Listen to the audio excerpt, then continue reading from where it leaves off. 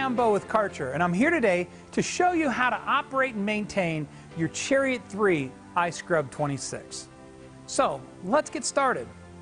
To begin using your Chariot 3 Iscrub 26, unplug it from the charger. If you have the optional onboard charging system, you'll want to store the cord.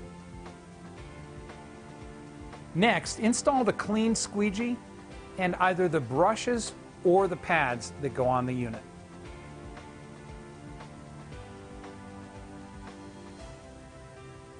Fill the unit either with water only if you have the optional onboard chemical metering system, or water, and then add the correct measured amount of detergent. Now it's time to transport your unit to the job site. The first thing you're going to want to do is stand on the platform, depressing the operator presence switch. Turn the key to the unit on. Select the correct transport speed on the easy dial. Next, depress forward or reverse, and then depress the yellow foot pedal. Once you depress the foot pedal, the machine will start moving in the direction that you have selected.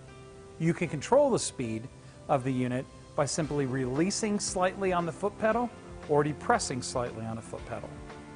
Once you've arrived at the cleaning site, select the correct cleaning mode. Remember, eco-efficiency is ideal for just lightly soiled areas. Before cleaning, if you have the optional onboard chemical metering system, you'll want to make sure that it's set at the correct dilution rate for the detergent you're using. And now, you're ready to clean. When you're finished cleaning, it's time to empty the tanks on your Chariot 3 Iscrub 26. Start by emptying the solution tank. Now, when you're emptying it, make sure that you rinse it with fresh, clean water.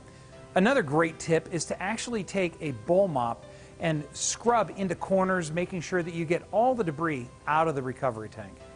When you're done, make sure that the lid stays open on the recovery tank so that it can vent and dry thoroughly. Next, empty the solution tank as well. You'll want to make sure that you clean the pads and brushes so that you remove all of the debris while it's easiest to remove when it's wet and it's not solidified, dried, and hardened. For the same reason, we're going to remove the squeegee and we're going to clean it thoroughly. We'll leave both the pads and brushes as well as the squeegee off the unit so that they can dry overnight. The final step is we're going to plug our machine in and get it ready to use the next time we have to use our Chariot 3 Iscrub 26. So there you have it. You now know how to safely operate and maintain your Chariot 3 Iscrub 26. Until next time, keep it clean.